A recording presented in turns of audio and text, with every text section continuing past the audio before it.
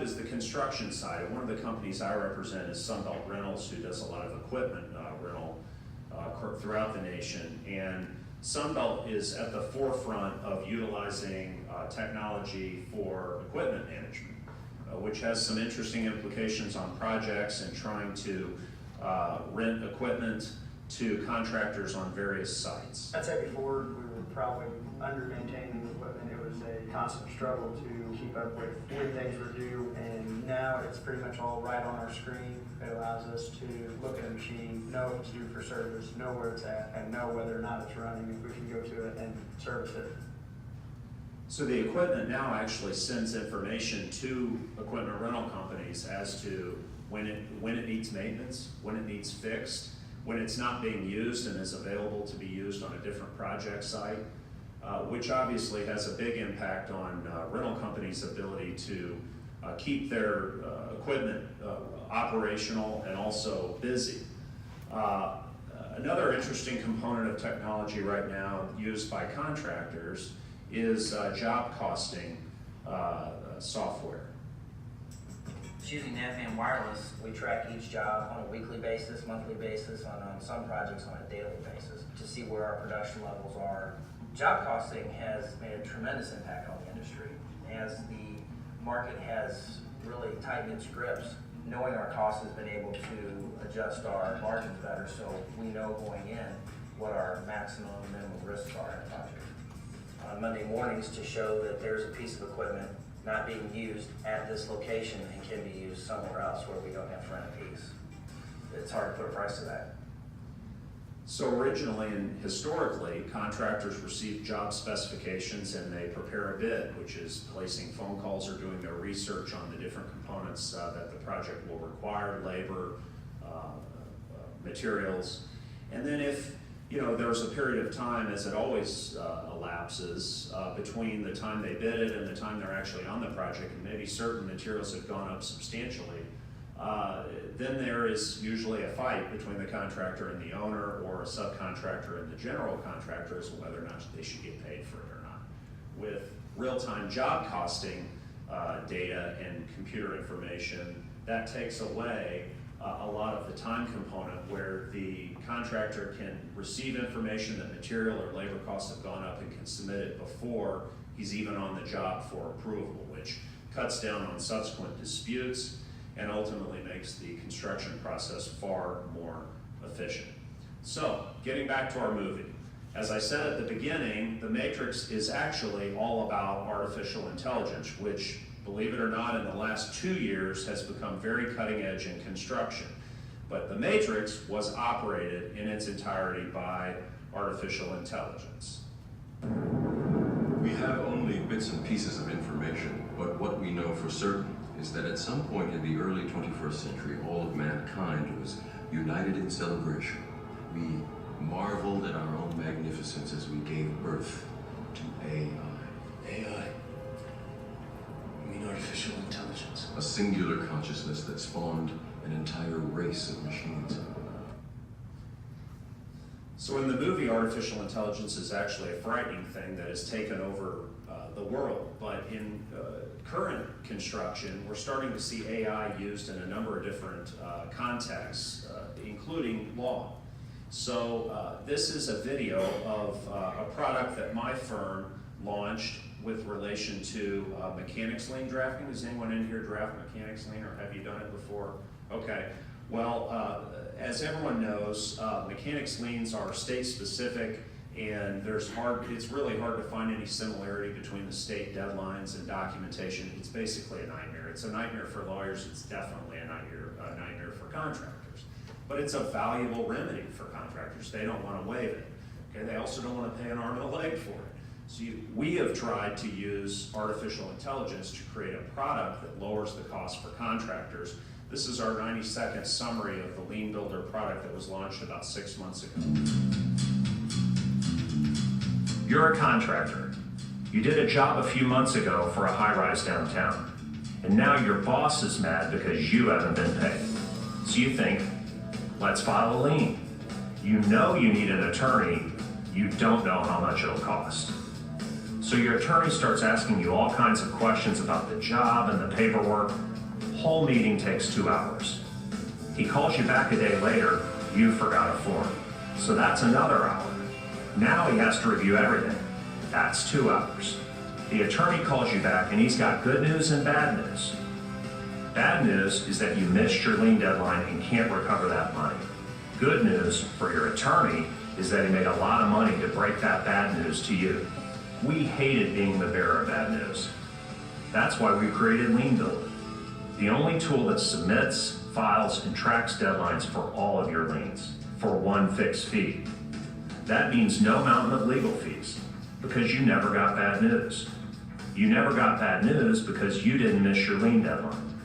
You didn't miss your lien deadline because your attorney nailed the paperwork. And your attorney nailed the paperwork because you used Lien Builder. It's a simple tool for mobile devices that scans your documents, analyzes your case, and creates an attorney-certified lien. Any lien, any state, one low fee. So we file more liens and recover more money. And that makes you, your attorney, and your boss very happy. So the idea with Lien Builder, which just received 2018's Missouri Lawyers Weekly Innovation of the Year Award, is that we apply the construction paradigm to what we do as lawyers. From the time we get a phone call on a lien until the time we actually file the lien or our client recovers. And we ask ourselves, are there chains, are there functions that we perform that could be functions of artificial intelligence or a computer program? And so we met with a developer and we created a program that we entered all the different state deadlines, all the different forms, accepted forms in all the jurisdictions. And so based upon the algorithms and the information that the clients enter, it pre-populates liens for us that are compliant with state law. Now an attorney checks it all. You still have to do that. Obviously you can't get away from that. But if you actually look at the different chains that we've replaced, they were links of the chain that were performed by paralegals at hourly rates. And when you back out that cost and it's performed by artificial intelligence or the program, you really get down to a pretty affordable lien rate. So our clients have appreciated that. Probably not the crowd to take a shot at the mountain of legal fees, maybe not too receptive, but the clients love it. And we've had some good success recovering and using the Lien Builder product for liens in any of the 50 states. So getting back to artificial intelligence in the matrix, what we talked about earlier was that artificial intelligence could be used in the matrix to train Neo or any other individual to fight the agents that are aimed at trying to destroy him. And here we see Morpheus training Neo with a training program in the Matrix. The Matrix is a system, Neo. That system is our enemy. When you're inside, you look around, what do you see? Businessmen, teachers, lawyers, carpenters. The very minds of the people we are trying to save. But until we do, these people are still a part of that system, and that makes them our enemy. You have to understand, most of these people are not ready to be unplugged. And many of them are so inert, so hopelessly dependent on the system, that they can fight to protect it. Were you listening to me, Neo? Or were you looking at the woman in the red dress? I was. You forget. Who is it?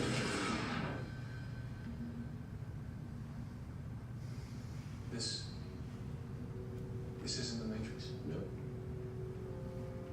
It's another training program designed to teach you one thing. If you are not one of us, you are one of them. What are they? Sentient programs. They can move in and out of any software still hardwired to their system. That means that anyone we haven't unplugged is potentially an agent. Inside the Matrix, they are everyone, and they are no one. So in the construction industry, they've seized upon this virtual reality concept to also conduct training that appears like reality. And what we see is contractors utilizing pre-operation virtual reality and software programs to try and create a more proficient worker that avoid mistakes that they can learn in advance.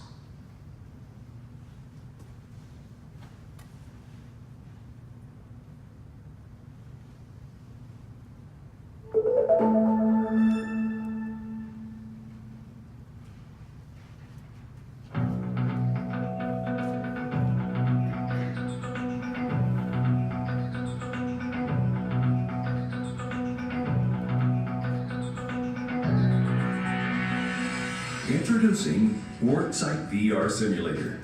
It combines the latest virtual reality technology with realistic machine controls, so equipment operators learn, practice, and assess their skills anytime, any place, confidently and safely. Which means they're not training by tying up machine hours, burning fuel, and possibly damaging equipment. We asked a group with varying levels of skill and experience to operate an excavator with only basic instruction. Got a little tippy at times in there, you know. I try to bucket curl and then boom and stick up and swing, and I don't do it at the same time. Obviously, speed is a factor in this. They're quite slow. I didn't get a full bucket. I get once or twice. I got a full bucket out of like 6. It was a little bit quicker movement than I was anticipating. How do I manage all those functions in one smooth motion? Our participants were then trained using the Worksite VR Simulator. Worksite VR Simulator puts the operator in the cab virtually, using realistic joystick and pedal controls, and provides an unparalleled level of visibility in a realistic 3D environment. The fully integrated learning hub provides a distraction-free environment for rapid skill development. Operators navigate through each module at their own pace, learning by seeing, hearing, and doing. They get real-time feedback so they can monitor their progress and understand where they can improve before they start working on a job site. Operators learn all the necessary tasks: digging a trench, truck loading from a bench, building and climbing a ramp, and more. After training on the Worksite VR Simulator, the group was given another opportunity to operate the excavator. What really surprised me was just how real it felt. You have a sense that you're actually in the machine doing the digging.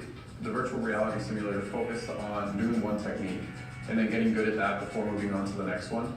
My bucket fill factor was a lot better on this one, which I practiced in the simulator. I'm a lot more confident how the controls work and when to use 2 controls at one time. As I was positioning the bucket, I could see that green box, and then as I was starting to dump, I was visualizing that green circle.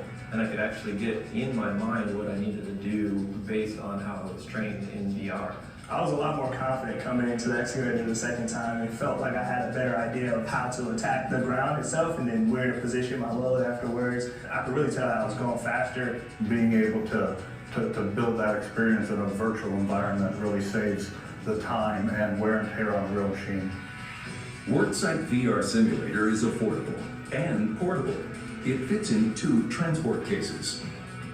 Get the latest technological advances in operator training from a company with over 20 years of simulator experience. Immersive Technologies. Worksite VR Simulator. The revolutionary way to give machine operators the skills they need to be safe and productive on your job site. So the safety aspects are probably self-evident, but really what they hit on in this video and what the stats have borne out is the efficiencies and the productivity that comes with a more qualified workforce. And the companies that offer this will send a variety of different case studies where they've evaluated how productive the workers are with or without the virtual reality. And it's sort of remarkable how much of a difference it makes for the workers that have gone through the virtual reality and when they operate the machinery, even for the first time, don't operate it like a first-time operator. So what are the legal implications and some of the legal issues with this emergence of technology in construction?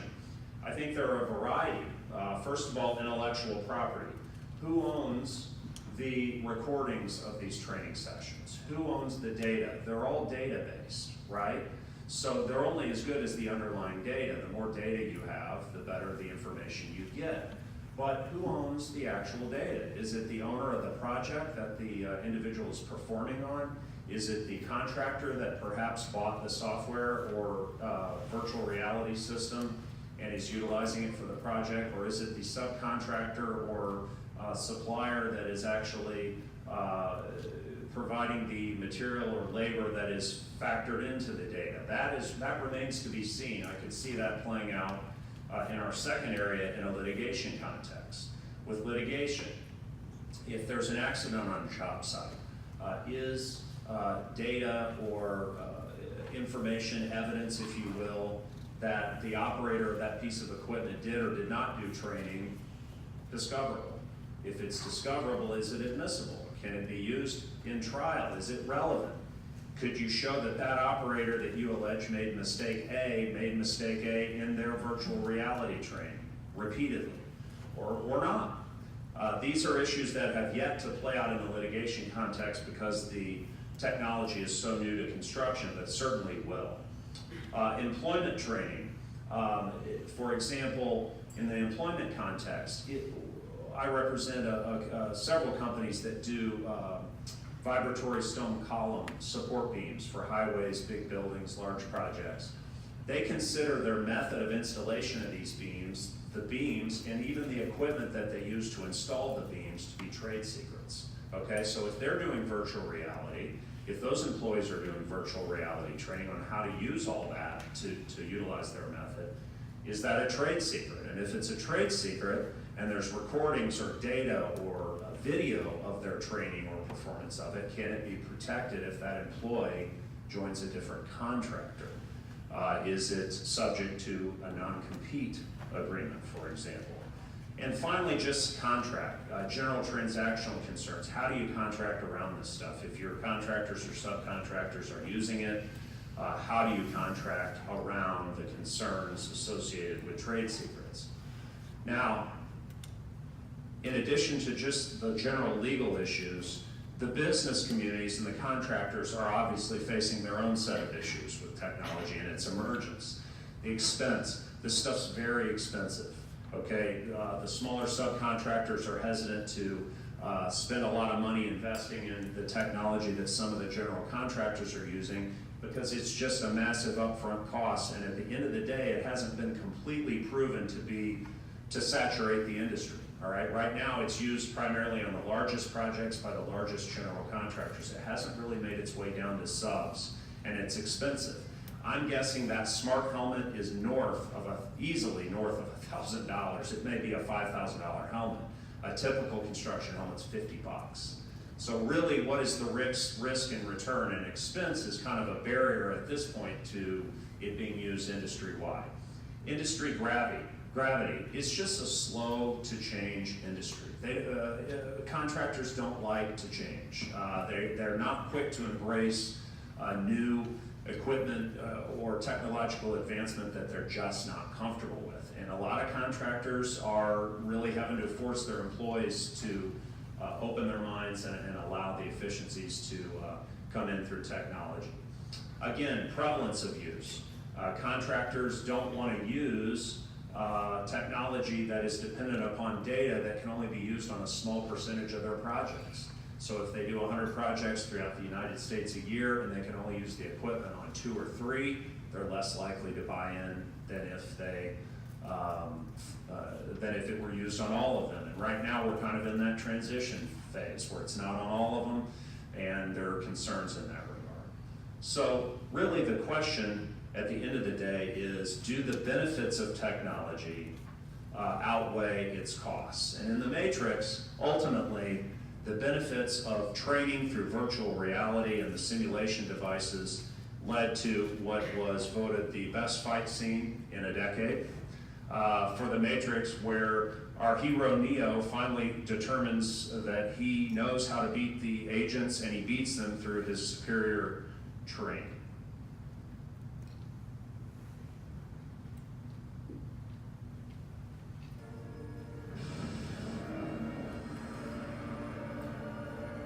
By this time, he can do more than cartwheels and shooting guns. He can actually dodge and stop bullets.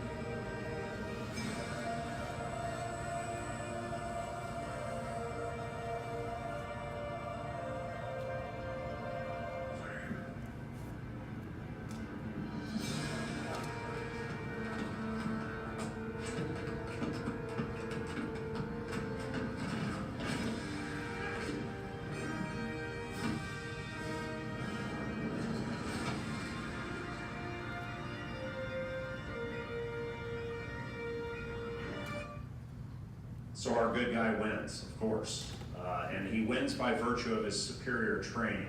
What I would suggest today is that contractors are evaluating whether or not the investment in technology for them upfront is a win, a net win, and an ultimate win.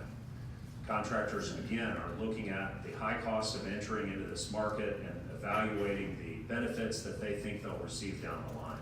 In effect, the construction industry right now is at a crossroads, and it is asking itself, like our hero Neo, red pill or blue pill. Does anyone have any questions? Thanks for your time. Yes, sir. I can see about 1 million layers of discovery when there's a dispute over design and construction, and you know how it's always who did it and why, and you go back every change in a program like that, you just have to discover it and see who did it. Yeah, absolutely. And in fact, what litigators are now doing is, we went over BIM modeling. What litigators are doing when everyone on a project has utilized BIM, and there's an allegation that one trade delayed the overall project and therefore cost $5 million in liquidated damages or whatever the number.